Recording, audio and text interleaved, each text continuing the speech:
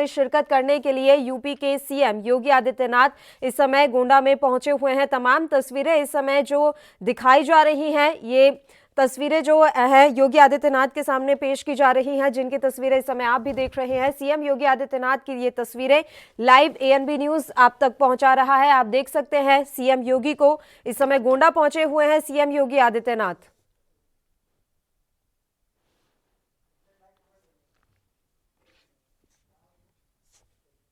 चलिए अपने बुलेटिन का रुख कर लेते हैं और पहले खबर की ओर बढ़ लेते हैं। शिवसेना सांसद संजय राउत पीएमसी बैंक घोटाले में प्रवर्तन निदेशालय की कार्रवाई से बुरी तरह से बौखला गए हैं। ईडी द्वारा उनकी पत्नी को समन भेजे जाने के बाद से राउत केंद्र सरकार पर लगातार निशाना साध रहे हैं। अब राउत ने चीन के मुद्दे को लेकर मोदी सरकार पर हमला बोला है। उन्होंने कहा कि नरेंद्र मोदी सरकार ने शायद चीनी निवेश को पीछे धकेला होगा, लेकिन वह भारत में घुसपैठ करने वाले चीनी सैनिकों को पीछे धकेल पाने में सक्षम नहीं रहे हैं।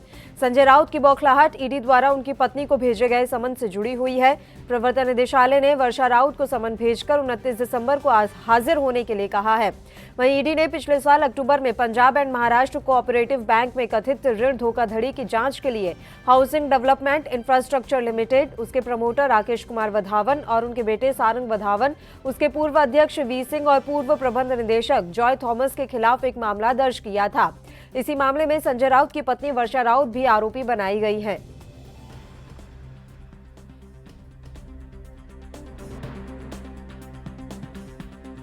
ये सब राजनीति से प्रेरित है। 10 साल पुरानी एक केस को निकाला है ईडी ने, 10 साल पुरानी। देखिए, हम मिडिल क्लास लोग हैं। मेरी पत्नी एक शिक्षिका है, उसने अपने एक दोस्त से 10 साल पहले 50 लाख का कर्जा लिया है। वो पूरा कर्जा हमने इनकम टैक्स को दिखाया है, वो हमने राज्यसभा के एफिडेविट में दिखाया है। अगर आप मेरे राज्यसभा के जो प्रॉपर्टी के एफिडेविट होते हैं, हमने कोई छुपाई ये बात नहीं है। 50 लाख का जो हमारा लोन है वो हमने दिखाया है। तो ईडी को क्या तकलीफ है या भारतीय जनता पार्टी को क्या तकलीफ है उसमें? इस देश में भारतीय जनता पार्टी में ऐसे बड़े बड़े सुरमा बैठे हैं, अगर मैं उनके परिवार तक पहुंचा तो आपको देश छोड़कर भागना पड़ेगा। ये आपको बताता हूँ। नीरव मोदी और विजय मल्ल्या के साथ भारतीय जनता पार्टी की पूरी फलटन खड़ी हो जाएगी लंदन और ब्रिटेन में। तो आप देखिए, आप मुझसे पंगा मत लेना, आप मुझसे पंगा मत लेना। मैं देखता हूँ, मैं नंगा आदमी हूँ, मैं शिवसैनिक हूँ, बाला साहब। और इस मसले पर चर्चा की शुरुआत कर लेते हैं भारतीय जनता पार्टी से। बिंदेश गुप्ता जी इस समय फोन लाइन पर हमारे साथ जुड़े हुए हैं, सीधा उन्हीं का रुख करते हैं। बिंदेश जी, देखिए, बड़ा बयान यहां पर संजय राउत की तरफ से दिया गया है। उन्होंने कहा है कि जो भी कार्रवाई ईडी के द्वारा उनकी पत्नी पर की जा रही है, ये राजनीति से प्रेरित है और चेतावनी दे दी है उन्होंने कि मुझसे पंगा मत लेना, मैं एक शिव सैनिक हूं। ऐसा है जी, इस संबंध में राजनीति के अंदर जो शुचिता की बात, स्वच्छता की बात और जो आदर्श की बातें की जाती हैं, उनका तकाजा ये था कि अगर पीएमसी घोटाले में संदिग्ध लाभार्थियों की सूची में किसी का नाम है और प्रवर्तन निदेशालय द्वारा उसे पूछताछ के लिए समन भेजा जाता है, तो अच्छा होता कि राजनीति के अंदर उच्च मानदंडों को स्थापित करते हुए वहां जाकर अपनी सफाई प्रस्तुत की जाती, अब नोटिस का जवाब दिया जाता। जहां तक सवाल ईडी ने नोटिस जारी किया है, तो नोटिस जारी करने का मतलब ही नहीं होता तो दोषी अपराधी सिद्ध कर देना। लेकिन अगर किसी विस्तृत प्रकरण में जांच चल रही है और उस जांच के दौरान में कहीं किसी व्यक्ति के पूछताछ की जरूरत है और उसको नोटिस भेजा गया, तो केवल इसलिए वो देश में सब कुछ खराब हो गया कि जो नोटिस जिनको भेजा गया वो संजय राउत जी की पत्नी है और इसके कारण से उनके अंदर जो बौखलाहट आ रही है, वास्तव में ये किसी प्रकार से भी राजनीतिक क्षेत्र में काम करने वाले उच्च मानदंडों के खिलाफ है। जहां तक सवाल है कि संजय राउत जी जिस तरह की धमकी भरी भाषा बोलते हैं, ये उनका स्वभाव है, ये कोई पहली बात नहीं है। उन्होंने आज तक कभी देश के किसी मसले पर बहुत अच्छे शब्दों में कभी कोई बात नहीं की। वो कभी देश तोड़ने की बात करते हैं, कभी दूसरी वाली किसी अपने सहयोगी संस्था है, राजनीतिक पार्टी है, उसके अंदर उसका नेतृत्व के बारे में सवाल उठाने लगते हैं। इससे पता लगता है कि राजनीति में किस तरीके से आज व्यक्तिगत हित सर्वोपरि हो गए हैं और जो देश के अंदर जो इश्यूज हैं वो सब गौड़ होते जा रहे हैं। वास्तव में शिवसेना वो शिवसेना रही नहीं है जो पूजनीय बाला साहब ठाकरे के जमाने में थी। बाला साहब ठाकरे कभी भी इस प्रकार से केवल देश के हितों के विरुद्ध किसी भी बात के लिए उन्होंने कभी भी कोई इशू नहीं बनाया। पर आज संजय राउत शिव सैनिक होने का दम्भ तो करते हैं, पर शिवसेना के किसी भी आदर्श और मानदंड को वो स्वीकार नहीं करते हैं। तो ये उनका व्यक्तिगत मामला है। जहाँ तक सरकार की सवाल है, अगर एक पीएमसी, क्योंकि सब लोग जानते हैं कितने गरीबों का पैसा, मेहनत कशों का पैसा, कितने छोटे व्यापारियों का पैसा किस तरीके से उसमें घोटाले के बाद वो वहां से उस बैंक का अस्तित्व खतरे में आ गया, लोगों का पैसा डूबने की कगार पर पहुंच गया।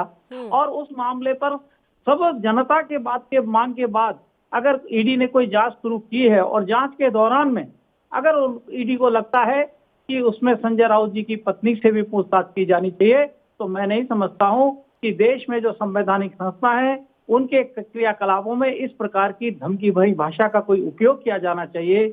उससे बौखला करके कुछ भी अनाप शनाप बयान देना चाहिए।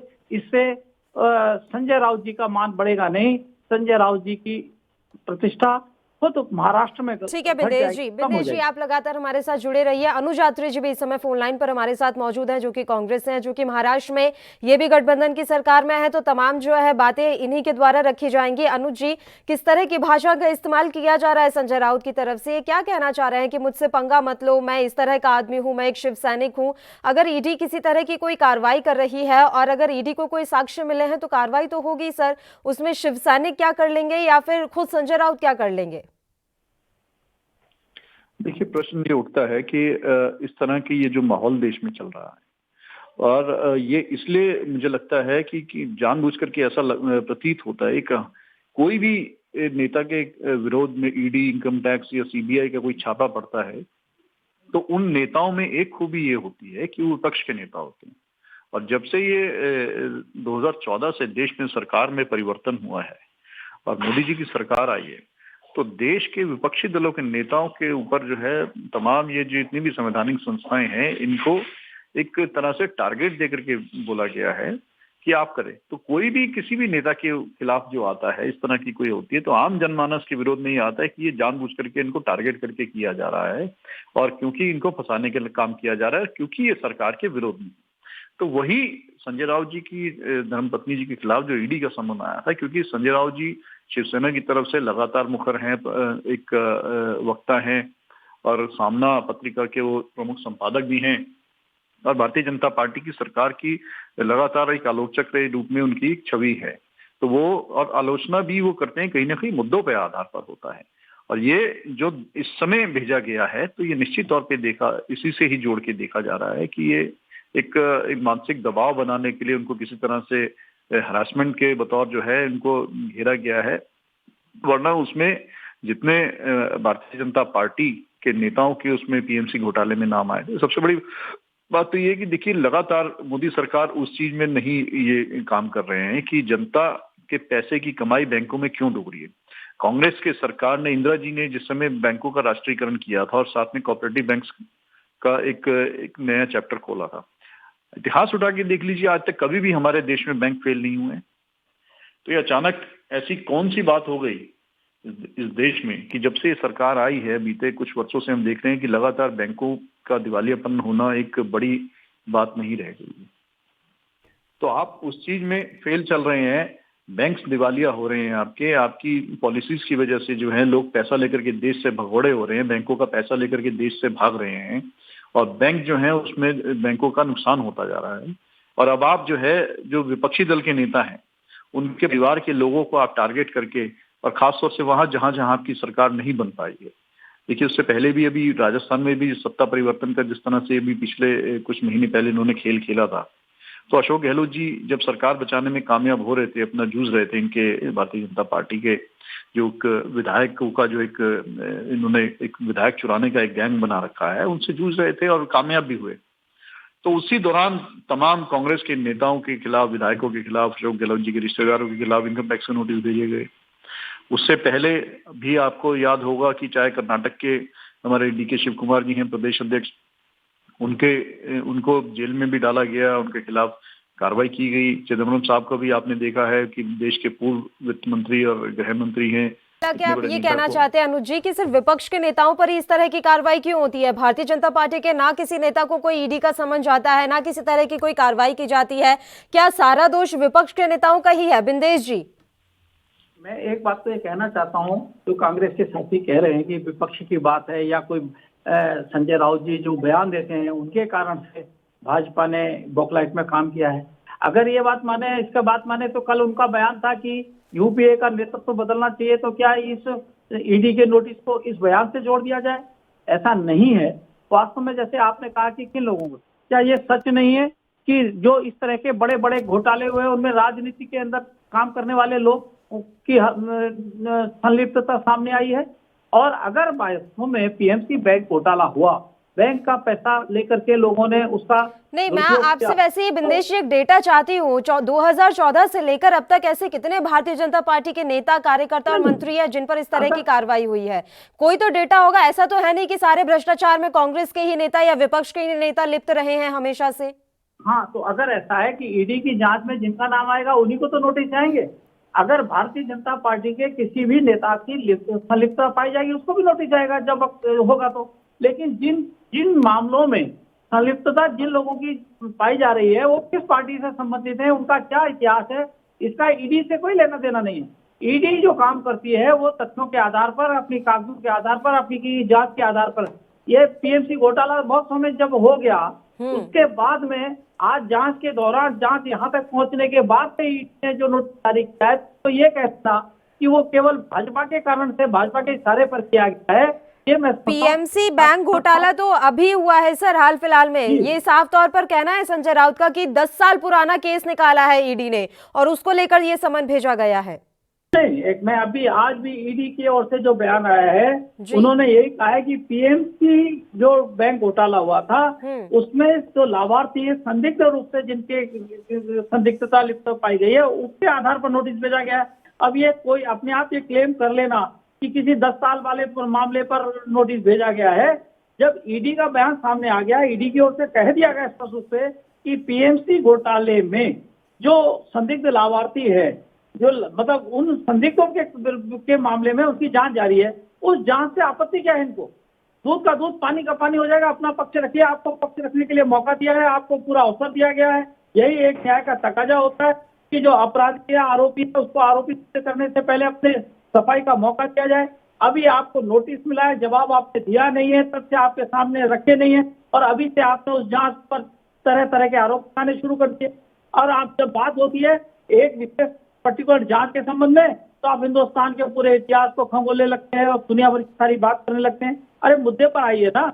आज जो ये नोटिस आया है ईडी का, ईडी की ओर से जब आया कि पीएमसी बैंक घोटाले में जो लाभार्थी, या तो कहें कि नहीं पीएमसी बैंक उससे हमारा कोई संबंध नहीं था, हमने कभी कोई लाभ वहां से प्राप्त नहीं किया, हम उस लाभार्थी में थे ही नहीं, हमारा कुछ उसमें कोई संलिप्तता नहीं है। नहीं, ठीक है, वो तो देखिए वो देंगे ही अपनी सफाई, उन्हें पेश तो करनी है, उन्हें बुलाया गया तो वो जाहिर सी बात है कि अपनी सफाई तो पेश करेंगे ही। लेकिन वही बात है ना कि सारी कार्रवाई यहाँ सिर्फ विपक्ष के नेताओं पर ही क्यों होती है, ये वाकई में समझने और सोचने की बात है। इस मुद्दे पर बहस लगातार यूं ही जारी रहेगी। आप दोनों मेहमान लगातार हमारे साथ यूं ही जुड़े रहिए। एक छोटे से ब्रेक के लिए हमें यहाँ रुकना है, फौरन हाजिर होंगे।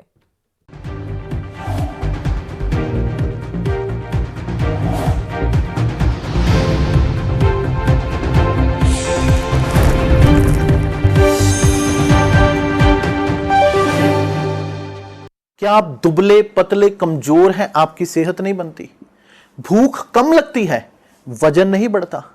दरअसल मेन बात खाना पीना खाना नहीं है, मेन बात है खाया पिया लगना। और अगर खाया पिया लगेगा ही नहीं तो सेहत बनेगी कैसे? इसलिए हमारी संस्था सन्यासी आयुर्वेदा ने एक ऐसी दवा बनाई है जो कि आपके पाचन तंत्र को, आपके लीवर सिस्टम को ठीक करने का काम करती है, ताकि आप जो भी खाएं उसका पूरे का पूरा निचोड़ आपके शरीर को लगे, आपकी भूख बढ़े, खाया पिया सही से लगे, नया खून बने, हड्डियों में जान आए, वजन बढ़े, ताकत बढ़े, चेहरे पर नूर आए और आप मोटे तगड़े खूबसूरत पर्सनैलिटी के मालिक बन जाएं। यह दवा पूरी तरह से आयुर्वेदिक होती है। इसका शरीर पर कोई भी साइड इफेक्ट, कोई भी नुकसान या दुष्प्रभाव नहीं होता।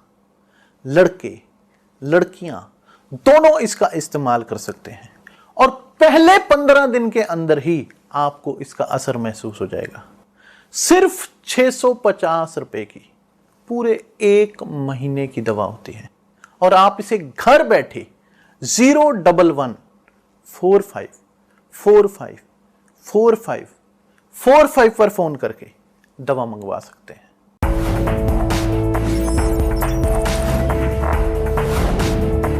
कम ब्रेक।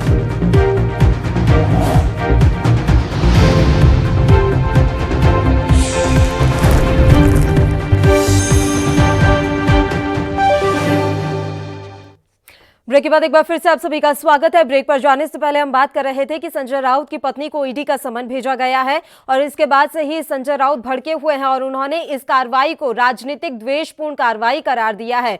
दोनों मेहमान लगातार हमारे साथ जुड़े हुए हैं। अनुज जी, क्या हम ऐसा मान लें कि सारी की सारी जो भ्रष्टाचार की कंपनियां हैं वो सारे विपक्ष के नेता चला रहे हैं और तमाम जो इस तरह की घटनाएं सामने आती हैं जहां पर कहीं कोई धांधली हो रही है, भ्रष्टाचार हो रहा है, कोई किसी तरह की इस तरह की गड़बड़ी देखने को मिलती है, तो उसमें विपक्ष के नेता और उनकी पत्नियां और उनके परिवारजन शामिल होते हैं? ये निश्चित तौर पे देश में ये चल रहा है और देश के विपक्ष के हर प्रदेश के नेता उस चीज के लिए तैयार हैं और उससे सरकार ने ये जो अपनी सरकारी जो एजेंसीज हैं उनको जिस तरह से दुरुपयोग करने का काम दबाव देकर के कर रही हैं, उनसे हम लोग निपटने के लिए सब लोग तैयार हैं। कोई ऐसा इसमें कोई बात नहीं। आज बैंक डूबे हैं, बैंक इनकी पॉलिसीज की वजह से डूबे हैं, उसकी जिम्मेदारी लेने की बजाय आप जो है विपक्षी दलों के नेताओं को या उनके परिवार के सदस्यों को आप जो है एक इस तरह के एक नोटिस भेज के और डराने धमकाने का काम करके इनडायरेक्टली आप जो है उनकी आवाज विपक्ष की दबाने का काम करेंगे तो देश उसको देखने वाला है और देश की जनता आने वाले समय में जवाब देने वाली है। लेकिन इस कार्रवाई को आप किस तरह से देख रहे हैं? कह रहे हैं बिंदेश जी कि इस तरह से टेलीविजन पर बौखलाहट दिखाने से क्या होगा? ये तो संजय राउत और उनकी पत्नी को देखना चाहिए कि क्या कुछ जवाब उन्हें दाखिल करना है। नहीं, देखिए, बौखलाहट अगर किसी एक नेता के खिलाफ की होती तो कोई बौखलाहट नहीं होती, कोई इसी तरह का बयान नहीं आता। लेकिन लगातार कोई महीना ऐसा नहीं जाता कि विपक्ष के नेताओं के खिलाफ, इनके चाहे इन्फोर्समेंट डायरेक्टरेट हो, चाहे इनकम टैक्स हो, चाहे सीबीआई हो या कोई भी अन्य एजेंसी हो, जिसके खिलाफ ये जो है प्रयोग करके और अपने विपक्षी दलों के नेताओं को हरासमेंट का, तंग करने का ये नहीं काम करें। एक हथियार की तरह और सरकारी मशीनरी ना होकर भारतीय जनता पार्टी की एक सेना के रूप में ये काम कर रहे हैं, तो जो कि बहुत दुर्भाग्य है। और ये हम लोग अपील भी करना चाहेंगे कि सरकारें बदलती बदलती रहती हैं, लेकिन जो ये स्वायत्त संस्थाएं हैं इनको अपनी स्वायत्तता बना के रखनी चाहिए, ना कि सरकार के एक जो है पिट्ठू की तरह काम करें कि सरकार के नेता जो भी मंत्री जिसके इशारा करें उनको खिलाफ कार्रवाई करने का काम करें। सरकार अपनी देश की अर्थव्यवस्था को बिगाड़ने, इनकी नीति के तहत जो अर्थव्यवस्था बुरी तरह से चरमराई हुई है उसकी जिम्मेदारी नहीं लेते हैं। अर्थव्यवस्था कैसे दुरुस्त की जाए उसको नहीं सोचते हैं। किसान 1 महीने से ऊपर हो गया, देश का किसान दिल्ली के बॉर्डर पर बैठा है, ठंड के मौसम में बैठा है, अपनी मांगों को लेकर बैठा है, 3 काले कानून वापसी को लेकर बैठा है। सरकार के पास, प्रधानमंत्री जी के पास उनको सुनने का, उनसे बात करने का, संवाद करने का समय नहीं है। आज किसानों के जो हित को मारा जा रहा है, गरीब आदमी के हितों को मारा जा रहा है। केवल 15 से 20 जो बड़े पूंजीपति घराने हैं, जो इनके चहेते पूंजीपति घराने हैं, केवल उनका लाभ सोचा जा रहा है और उनको अमीर पर अमीर करा जा रहा है। देश में ये पूंजीवाद का जो एक नया दौर शुरू कर दिया है इस सरकार ने, तो ये हम इनसे आग्रह करेंगे कि देश के गरीब जनता के बारे में, देश की आम जनता के बारे में, देश के मध्यम वर्गीय परिवार के बारे में सोचने का काम भी इन्हीं की ही जिम्मेदारी है। ठीक है बिंदेश जी, देखिए जो बात अनुज जी ने कही, 2 दिन पहले संजय राउत ने अपने सामना में यही बात लिखी थी कि वाकई में आपको देश पर ध्यान देना चाहिए और जिस तरह से हमारे प्रधानमंत्री सिर्फ सरकारें गिराने का जो काम कर रहे हैं वो उसकी उन्होंने निंदा भी की थी अपने सामना में और ये भी कहा था कि अगर इन सबके बावजूद भी प्रधानमंत्री को चैन से नींद आ रही है तो वाकई में वो प्रशंसा करने के योग्य हैं। क्या कहेंगे, वाकई में क्या इस तरह की कार्रवाइयां जानबूझकर की जा रही है कि विपक्ष को बस आप डिस्ट्रैक्ट करते रहिए और मुद्दों से ध्यान भटकाते रहिए? बिंदेश जी से हमारा संपर्क टूट गया है, तो ये बड़ी और अहम जानकारी हम आप तक पहुंचा रहे हैं कि लगातार इस तरह की कार्रवाइयां विपक्ष के नेताओं और उनके परिवारजनों पर की जा रही है। वर्षा राउत को ईडी ने अपना समन भेजा है और उन्हें 29 तारीख को पेश होने के लिए कहा गया है। हमारे साथ अनुज आत्री जी लगातार जुड़े हुए हैं। अनुज जी, देखिए, इस ईडी की कार्रवाई पर तो हम बात कर चुके हैं, लेकिन जो बातें सामना में लिखी गई हैं उनको लेकर आप क्या कहेंगे? अभी हाल ही में उन्होंने फिर से सामना में एक लेख लिखा और साफ तौर पर कहा है कि चीन को लेकर वाकई में कोई ठोस नीति नहीं अपनाई गई, और कहा है कि भले ही उन्होंने टेक्निकल रूप से ठीक है पीछे किया हो और ये कोशिश की हो कि हम चीन पर अपनी निर्भरता को कम करें, लेकिन चीनी सैनिकों की एंट्री का हम कोई भी हल नहीं निकाल पाए हैं। देखिए, इसमें तो कोई, मुझे लगता है कोई गलत लेख नहीं लिखा गया है। चीन एक बहुत बड़ी समस्या है हमारे देश के लिए बन चुकी है। चीन के जो है सेना ने गलवान घाटी में, लद्दाख में जो है घुसपैठ की और हमारे देश की जमीन पर कब्जा किया, जो राहुल गांधी जी बार बार सरकार को चेता रहे हैं कि आप वहां पर ध्यान दीजिए। जो फिंगर 4 से फिंगर 8 के बीच का जो क्षेत्र है, वहां पर हमारी गश्त होती थी। वो चाइना के सेना ने वहां पर अपना परमानेंट स्ट्रक्चर बना लिया है, अपने वहाँ हॉस्पिटल बना लिए, एयरबेस बना लिया, हेलीपैड बना लिया है। तो इसमें कौन सी बात गलत है बताएं? ये तो सरकार को भी बाद में स्वीकार करना पड़ा। पहले तो प्रधानमंत्री जी ने कहा कि जून के महीने में ऑल पार्टी मीटिंग में कि ना कोई वहां पर घुसपैठ हुई है, ना कोई हमारी जमीन गई है, लेकिन बाद में सेना प्रमुख को स्वीकार करना पड़ा और सबको बोलना पड़ा कि चाइना वहां पर हमारे क्षेत्र में आ गया है, जिसकी वजह से हमारे सैनिकों की जान गई, उनको शहादत देनी पड़ी और चाइना के जवानों के साथ युद्ध हुआ। एक अघोषित युद्ध की स्थिति वहां पर बनी हुई है और चाइना ने लगातार वहां पर अपना परमानेंट स्ट्रक्चर बना लिया है।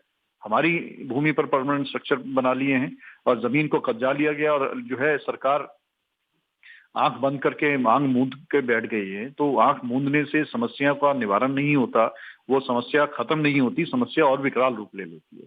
तो मान लें कि संजय राउत लगातार अपने सामना में जिस तरह की बातें लिख रहे थे और सच्चाई से अवगत करा रहे थे, उसी को लेकर ही कार्रवाई की गई है कि थोड़ा सही लेकिन डिस्टर्बेंस तो आ ही जाएगा। अब देखिए, ये तो कहीं ना कहीं इस बात से इसका अर्थ निकाला ही जा रहा है कि संजय राउत जी जब से खासतौर से शिवसेना की कांग्रेस के साथ और एनसीपी के साथ सरकार बनी है महाराष्ट्र में, और इनका शिवसेना जो सबसे पुराना इनका अलाई होता था, ये तो इनके व्यवहार की वजह से इनका जो है ये शिवसेना भारतीय जनता पार्टी को छोड़ करके अलग हुई है। हमने तो नहीं अलग किया था। ये कहीं ना कहीं इनके व्यवहार की जिस वजह से आज पूरा देश के राजनीतिक दल और देश की जनता इनके अखड़ रवैये से परेशान है। तो शिवसेना ने भी इनसे परेशान होकर, अपमानित होकर के कांग्रेस के साथ जो है एक गठबंधन का मार्ग चुना है और हमारे यूपीए में शामिल होने का उन्होंने एक उसमें तहत प्रयास किया है और उसको सफल सरकार वहां चल रही है, जो कि भारतीय जनता पार्टी से बर्दाश्त नहीं हो रहा, स्वीकार नहीं हो रहा कि कैसे वहां पर ये सरकार एक विकास की सरकार चल रही है, महाराष्ट्र विकास अघाड़ी की सरकार चल रही है और महाराष्ट्र में जो है बिना किसी जो है रोक टोक के और बिना किसी अड़चनों के सरकार किस तरह से काम कर रही है। तो ये इनसे स्वीकार नहीं हो रहा। ये लगातार सरकार को अस्थिर करने का काम कर रहे हैं। जैसे मध्य प्रदेश में हमारी चुनी हुई सरकार को इन्होंने अस्थिर करके विधायकों की खरीद फरोख्त करके और वहां पर जो है कमलनाथ जी की कांग्रेस की सरकार को गिरा करके और मध्य प्रदेश में अपनी भारतीय जनता पार्टी के शिवराज जी को दोबारा मुख्यमंत्री बना दिया। कांग्रेस के विधायकों को इन्होंने इस्तीफे करवा दिए दबाव दे करके। अब वही काम ये राजस्थान में कामयाब नहीं हो पाए तो अब ये महाराष्ट्र में भी लगातार इनसे परेशानी हो रही है कि कैसे वहां पर शिवसेना, कांग्रेस और एनसीपी की सरकार चल रही है। अनुज जी, इनसे एक कमेंट ले लेते हैं। बिंदेश जी एक बार फिर से हमारे साथ जुड़ गए हैं। बिंदेश जी, क्या यही माना जाए वाकई में आप सिर्फ महाराष्ट्र की सरकार को परेशान करने की कोशिश कर रहे हैं, अस्थिर करने की बार बार कोशिश की जा रही है सरकार को? बिल्कुल निराधार आरोप है, मैं इनका खंडन करता हूँ और मैं कहना चाहता हूँ कि ईडी एक स्वतंत्र संवैधानिक संस्था है। वह अपने साक्ष्य, अपने कागजात और पत्रजात के आधार पर कार्रवाई करती है और जब किसी के प्रति कार्रवाई होती है तो ये लोग जो पहले इन सारे कांडों में संलिप्त हो रहे हैं वो मिल करके ये चीखने चिल्लाने लगते हैं कि हम पर ये राजनीतिक वेंडेटा के तहत कार्रवाई हो रही है। वास्तविकता ये है कि इनको इस कार्यवाही का सामना करना चाहिए, अपनी सफाई पेश करनी चाहिए। ये आरोप लगाते हैं कि भाजपा के नेताओं के खिलाफ, मैं कहता हूं कि आप जो है ऐसे घोटाले लाइए तो सामने जिनमें भाजपा के नेता शामिल हो और ईडी उसमें जांच कर रही है और उसमें उन्होंने ईडी ने कहीं भाजपा के लोगों को बचाया हो। केवल आरोप लगाने के लिए आरोप लगाना ये विपक्ष की मानसिकता बन गई है और ये अपनी कमियों को आज ये रोना रोते हैं मध्य प्रदेश का। मध्य प्रदेश में अपने ही कद्दावर नेता का अपमान करने के कारण अगर आज इनकी दुर्दशा हुई है, राजस्थान के अंदर अपने ही एक कद्दावर नेता को अपमानित करने के कारण अगर उनमें कोई विद्रोह फैला, उसकी अपनी जिम्मेदारी नहीं मानते हैं, उसके लिए भारतीय जनता पार्टी को ये जिम्मेदार ठहराते हैं। तो इस प्रकार से जहां तक कांग्रेस का सवाल है, और महाराष्ट्र में कांग्रेस शिवसेना के साथ है, शिवसेना कांग्रेस के साथ है, शिवसेना कांग्रेस के रास्ते पर चल रही है या कांग्रेस शिवसेना के रास्ते पर चल रही है, ये इनको तय करना है। ठीक है, बिल्कुल। और ये हमें भी तय करना होगा कि किस तरह की ये कार्रवाइयां जो हैं की जा रही हैं, और लगातार विपक्ष के नेताओं पर ये कार्रवाई हो रही है, तो कहीं ना कहीं मंशा पर सवाल खड़े होना भी लाजमी है। आप दोनों का बहुत बहुत शुक्रिया तमाम चर्चा के लिए, आप हमारे साथ जुड़े। बुलेटिन में एक छोटे से ब्रेक के लिए हम यहाँ रुक रहे हैं, फौरन हाजिर होंगे।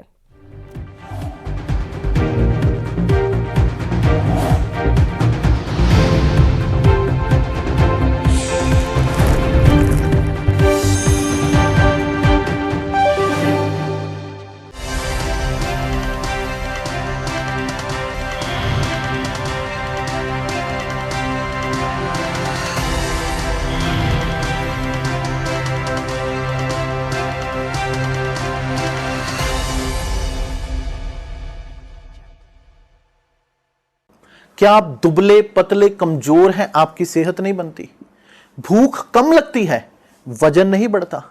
दरअसल मेन बात खाना पीना खाना नहीं है, मेन बात है खाया पिया लगना। और अगर खाया पिया लगेगा ही नहीं तो सेहत बनेगी कैसे? इसलिए हमारी संस्था सन्यासी आयुर्वेदा ने एक ऐसी दवा बनाई है जो कि आपके पाचन तंत्र को, आपके लीवर सिस्टम को ठीक करने का काम करती है, ताकि आप जो भी खाएं उसका पूरे का पूरा निचोड़ आपके शरीर को लगे, आपकी भूख बढ़े, खाया पिया सही से लगे, नया खून बने, हड्डियों में जान आए, वजन बढ़े, ताकत बढ़े, चेहरे पर नूर आए और आप मोटे तगड़े खूबसूरत पर्सनैलिटी के मालिक बन जाएं। यह दवा पूरी तरह से आयुर्वेदिक होती है। इसका शरीर पर कोई भी साइड इफेक्ट, कोई भी नुकसान या दुष्प्रभाव नहीं होता। लड़के लड़कियां दोनों इसका इस्तेमाल कर सकते हैं और पहले 15 दिन के अंदर ही आपको इसका असर महसूस हो जाएगा। सिर्फ 650 रुपए की पूरे 1 महीने की दवा होती है और आप इसे घर बैठे 01145454545 पर फोन करके दवा मंगवा सकते हैं।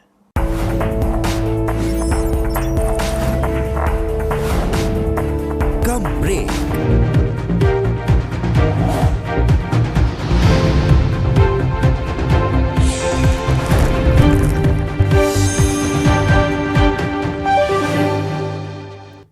ब्रेक के बाद एक बार फिर से आप सभी का स्वागत है। बढ़ते हैं खबरों की ओर। जम्मू कश्मीर पुलिस और भारतीय सेना ने संयुक्त रूप से कार्रवाई करते हुए जम्मू कश्मीर के पुंछ में पाकिस्तान की आतंकी साजिश को नाकाम कर दिया है। पाकिस्तानी आतंकी पुंछ के मंदिर में ग्रेनेड से हमला करके दंगा भड़काने की साजिश को अंजाम देना चाहते थे। पुलिस और सेना ने संयुक्त कार्रवाई में साजिश को नाकाम करते हुए आतंकियों के 4 मददगारों को गिरफ्तार किया है। इनके पास से 6 ग्रेनेड, पाकिस्तानी झंडे और ग्रेनेड फेंकने की ट्रेनिंग का वीडियो समेत अन्य चीजें बरामद की गई हैं। बताया गया है कि ये सभी 4 आतंकी पाकिस्तान में बैठे अपने हैंडलर के संपर्क में थे। पुलिस ने पहले बालाकोट सेक्टर में 2 आतंकी गिरफ्तार किए थे, फिर उनसे पूछताछ में 2 अन्य आतंकियों का सुराग लगा था। इसके बाद 2 और मददगारों को गिरफ्तार किया गया है। इनमें 2 सगे भाई भी शामिल हैं जो पाकिस्तानी हैंडलर के संपर्क में थे और पुंछ में एक बड़े मंदिर पर हमला करने की फिराक में थे। पुंछ के वरिष्ठ पुलिस अधीक्षक रमेश कुमार अग्रवाल ने बताया कि गिरफ्तार किए गए ये लोग जिले में शांति एवं सामुदायिक सद्भाव भंग करने के इरादे से पाकिस्तानी आका के इशारे पर एक मंदिर पर ग्रेनेड हमला करने की साजिश रच रहे थे। उन्होंने बताया कि साजिश का पता तब लगा जब रात करीब 8 बजे मेंढर सेक्टर में बसूनी के पास वाहन तलाशी के दौरान स्थानीय पुलिस के विशेष अभियान समूह ने 49 राष्ट्रीय राइफल के जवानों के साथ मिलकर 2 भाइयों मुस्तफा इकबाल और मुर्तजा इकबाल को हिरासत में लिया। दोनों गलहुटा गांव के रहने वाले बताए जा रहे हैं। के अलावा भी हम आपको जानकारी दे दें कि इस तरह की आशंका जताई जा रही है कि पाकिस्तान हर हाल में लगभग 250 आतंकियों की घुसपैठ कराने की फिराक में है। आपको बता दें कि पाकिस्तान अपनी हरकतों से बाज नहीं आ रहा है।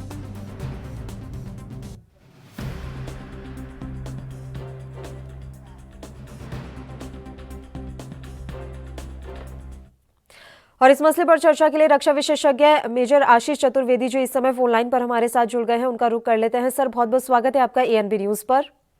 Thank you. मेजर साहब, देखिए, लगातार कोशिशें पाकिस्तान की तरफ से की जाती रही है कि किसी तरह से कश्मीर में दंगा भड़का दिया जाए या स्थिरता कश्मीर के माहौल में ला ही दी जाए। ये कोशिश हमेशा पाकिस्तान की रही है। अब इस बीच ये खबरें आ रही है कि पाकिस्तान अब इस कोशिश में लगा है कि हर हाल में सर्दियों के इस मौसम में 250 आतंकवादियों की घुसपैठ देश में करा ली जाए। क्या इस तरह की ये जो खबरें हैं ये सही नजर आ रही हैं, और क्या वाकई में पाकिस्तान इस तरह की हरकतों में कामयाब हो पाएगा? देखिए, कश्मीर की अगर आप ज्योग्राफिक स्थिति को देखें जी। तो होता क्या है कि अक्सर जब ये पासेस जो होते हैं पहाड़ों में, इनमें इस वक्त बर्फ जम जाती है, तो जो हाई अल्टीट्यूड पोस्ट होती हैं उस पे दोनों तरफ की सेनाएं जो हैं पीछे हट जाती हैं। तो कहीं ना कहीं ऐसा वातावरण जरूर बनता है कि ऐसे स्थिति में लोग जो हैं वहां से यहाँ क्रॉस ओवर कर सकें। इसका प्रयास पाकिस्तान जरूर कर सकता है, क्योंकि ये उनके पास एक अवसर होता है कि जिसमें वो इस तरीके के लोगों को, आतंकवादियों को भारत की सीमा के अंदर किसी तरीके से दाखिल करा सकें। पर इस पे जो है चौकसी बरती जाती है। आजकल रेडार्स हैं, इंफ्रारेड रेडार्स होते हैं, थर्मल इमेजर्स हैं और पेट्रोलिंग होती है, तो उसको चेक करने का प्रयास देश की सेना द्वारा किया जाता है।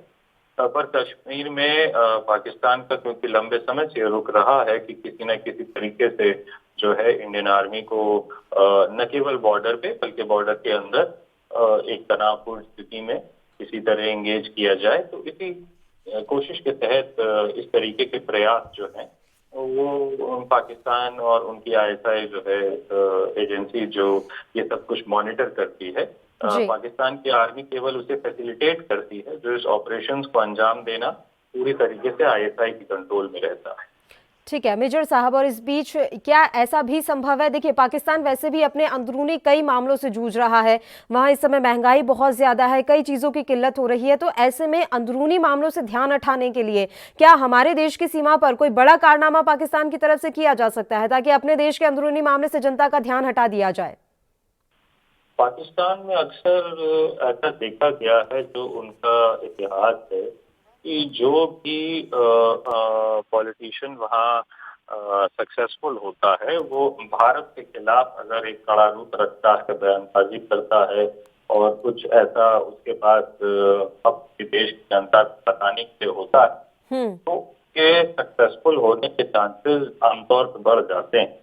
तो इस तरीके की आशंका को नकारा नहीं जा सकता है कि अगर कोई आप यहाँ बॉर्डर पे कोई गतिविधि देखें या कोई आतंकवादी हमला देखें, तो जिसका श्रेय जो है वो पाकिस्तान की सेना और आईएसआई ले सकें और उसी का जो फायदा है वो वहाँ कोई राजनीतिक दल या व्यक्ति उसका उठा सकता है कि ध्यान वहाँ पे लोगों का इस तरह आकर्षित किया जा सकता है कि देखिए हम जो है हिंदुस्तान के खिलाफ जो है इतनी मजबूती से लड़ रहे हैं और जो हमारे देश के रिसोर्सेज हैं, पैसा है, एफर्ट है, वो वहाँ लग रहा है, इस वजह से यहाँ महंगाई या दूसरी तरीके की किल्लतें आ रही। तो ऐसे संभावना को नकारा नहीं जा सकता है। ठीक है, और ये जानकारी इस समय मिल रही है मेजर साहब कि पाकिस्तान के लॉन्चिंग पैड पर इस समय 300 से ज्यादा आतंकी मौजूद हैं। वहां कश्मीर के उन युवाओं की भी बड़ी संख्या बताई जा रही है जो तालीम लेने के लिए पाकिस्तान पहुंचे थे। तो क्या उन युवाओं को बंदूक थमा दी जाएगी, क्योंकि वैसे भी कश्मीर हमेशा से काफी सेंसिटिव रहा है और हाल फिलहाल के दिनों में ये भी देखने को आया है कि जो कश्मीर के लोग हैं वो कहीं ना कहीं आतंकवाद का रास्ता छोड़ रहे हैं और अब तो परिजन भी बाहर निकल कर आते हैं और ये जानकारी देते हैं कि हमारा बेटा गलत रास्ते पर जा रहा है या हमारा बच्चा गलत रास्ते पर भटक गया है। ऐसे में जो युवा वहां पर पहुंचे हुए हैं, क्या उन्हें बंदूक पकड़ा दी जाएगी? इस तरह की भी संभावनाएं हैं। हमारे ही देश के युवाओं का हमारे ही देश के खिलाफ इस्तेमाल किया जाएगा। देखिए, इस तरीके का इस्तेमाल तो पाकिस्तान की जो एजेंसीज हैं और जो आतंकवादी संगठन वहाँ कई सारे चल रहे हैं, क्योंकि मैं खुद वहाँ कई साल पोस्टेड रहा हूँ, तो मैंने खुद भी ये देखा है कि आतंकवादी संगठन ऐसे युवाओं को ज्यादा रिक्रूट करना चाहते हैं, शामिल कराना चाहते हैं जो थोड़े पढ़े लिखे हों, क्योंकि उनको तालीम मतलब अगर मिली हुई है तो उनको ट्रेनिंग देना, हथियारों की जानकारी समझाना, और अगर एक्सप्लोजिव हैं उनकी जानकारी देना, समझाना, सिखाना, और जो रेडियो इक्विपमेंट होता है उसको और मैप्स को पढ़ना। तो अगर कोई पढ़ा लिखा व्यक्ति है तो उसको ये सब समझाना सिखाना आसान हो जाता है, बनस्पत उससे कि अगर कोई कम पढ़ा लिखा या बिना पढ़ा लिखा है तो ये सब चीजें सिखाना बहुत मुश्किल हो जाता है। तो कहीं ना कहीं उनका फोकस ऐसे युवाओं पे रहता है जो लोग स्कूलों में पढ़े हैं या जिन लोगों ने तालीम हासिल करी है, तो वो लोग चाहते हैं कि वो ऐसे लोगों को टारगेट करें। तो यदि अगर वहाँ कुछ लोग पढ़ने के उससे गए हैं तो उनको लालच देकर कई बार ऐसा होता है, या गुमराह कर कर धर्म के नाम पर। और कई बार ऐसा भी देखा गया है जब इन दोनों तरीकों से वो सक्सेसफुल नहीं होते हैं जी। तो उनको धमकाया भी जाता है कि तुम्हारा परिवार है, अगर तुम यहाँ हमारे संगठन से नहीं जुड़ोगे तो उसका जो खामियाजा है वो तुम्हारे परिवार को वहाँ उठाना पड़ेगा। तो कई बार ऐसे भी मजबूरी में ऐसा पाया गया है कि जो लोग वहाँ होते हैं फिर उनको मजबूरन जो है वो उनके जो संगठन है उससे जुड़ना पड़ता है। आशीष जी, अभी हाल फिलहाल में ये देखने में आया है और इस तरह की जानकारी भी मिल रही है, ये रिकॉर्ड भी दर्ज किया गया है कि गुजरात और राजस्थान के बॉर्डर से भी अब घुसपैठ कराने की कोशिशें तेज कर दी गई हैं। देखिए, पंजाब और जम्मू कश्मीर का बॉर्डर तो हमेशा से सेंसिटिव रहा है और यहाँ भारी संख्या में हमेशा से तैनाती रही है जवानों की। अब गुजरात और राजस्थान का रास्ता भी पाकिस्तान की तरफ से अपनाया जा रहा है, तो क्या यहाँ की सीमाओं पर भी अब चौकसी बढ़ानी पड़ेगी? अक्सर अगर आप देखें तो जो लाइन ऑफ कंट्रोल है, मतलब जो जम्मू एंड कश्मीर है, तो वहाँ पे इंडियन आर्मी जो है वो बॉर्डर को देखती है। और उसके नीचे जब आप आते हैं, जम्मू से नीचे जब आप उतरेंगे तो वो बॉर्डर सिक्योरिटी फोर्स की जिम्मेदारी में रहती हैं जो सीमाएं हैं, और वही राजस्थान और वहाँ तक।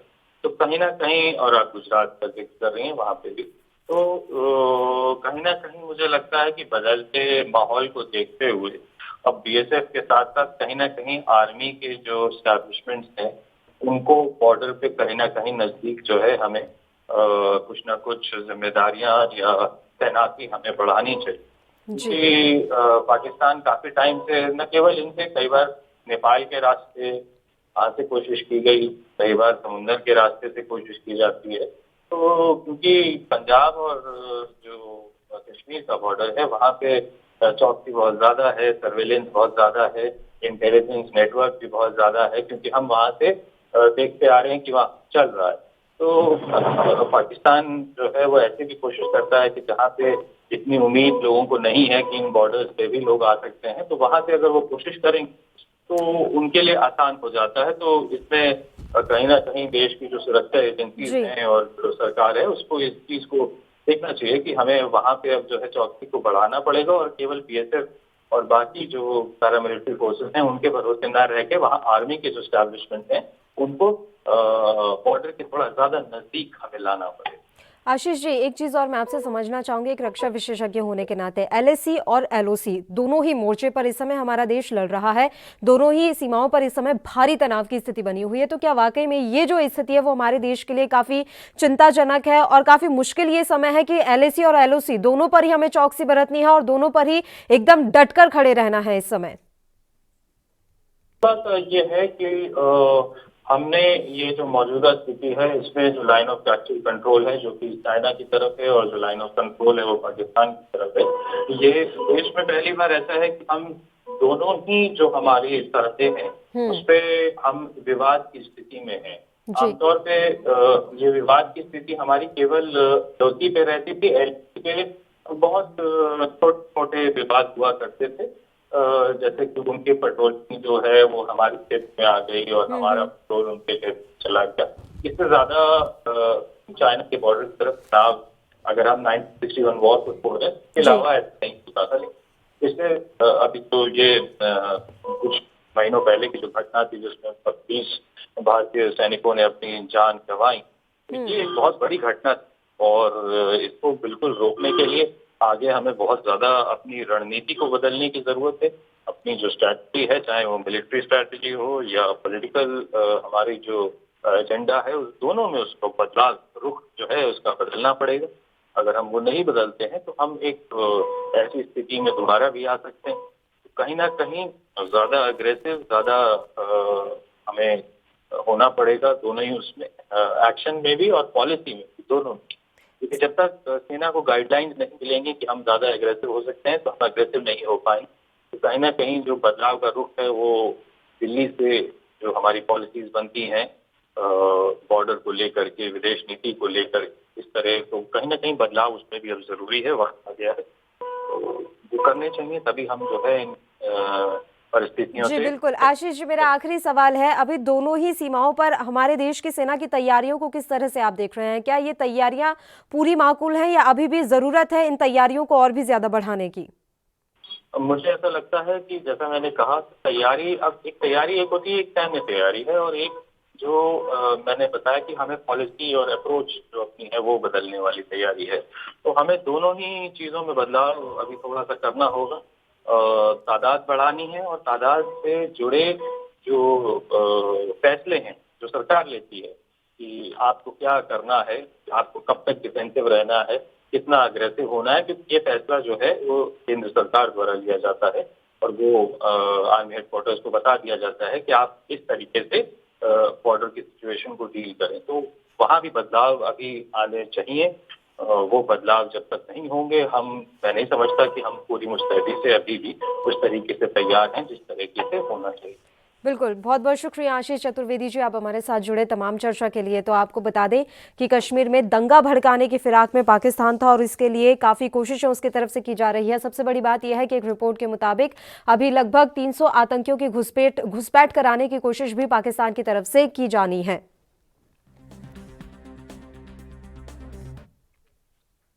चलिए अगली खबर की ओर रुख कर लेते हैं। कृषि कानूनों के खिलाफ किसानों के आंदोलन का आज 33वां दिन है। किसानों ने बातचीत फिर से शुरू करने का फैसला लेते हुए शनिवार को सरकार को चिट्ठी लिखी थी। किसानों ने मंगलवार 11 बजे मीटिंग करने का वक्त दिया था। उन्होंने 4 शर्तें भी रखी हैं और वहीं अब सरकार की तरफ से समय बता दिया गया है, एक दिन आगे ये डेट खिसका दी गई है। बताया जा रहा है कि अब 30 तारीख को ये मीटिंग होनी है।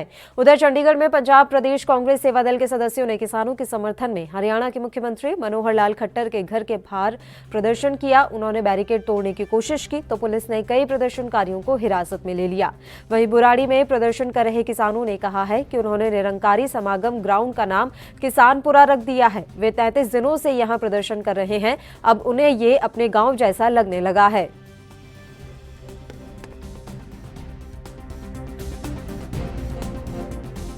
हाँ, वार्ता करेंगे। क्या क्या प्रपोजल है, क्या सशर्त आपने जो लिखा है दिया है, क्या? देखो, हमने ये करा है कि जो कानून है ये कानून बदले जाए, इनमें संशोधन नहीं चाहते। ठीक है, बिजली का एक कानून लेकर आ रहे, अमेंडमेंट उसमें भी हो। स्वामीनाथन कमेटी की रिपोर्ट को लागू करो। अब क्या क्या बताओ, 700 सिस्टम है देश में, तो पूरा ही किसान बर्बाद हो गया। ये किसान को और बांधने का प्लान कर रहे हैं। एमएसपी पे कानून बने। अब एक चीज थोड़ा है, किसान तो 70 साल से बर्बाद हो गया देश की आजादी से। हाँ, किसान की तो सुनी नहीं। क्या आपको लगता है कल जो बात होने वाली है किसानों में, सरकार आप लोग? और इसी के साथ इस बुलेटिन में फिलहाल के लिए इतना ही। मुझे दीजिए इजाजत। देश प्रदेश के तमाम ताजा खबरों के लिए आप बने रहिए हमारे साथ। नमस्कार।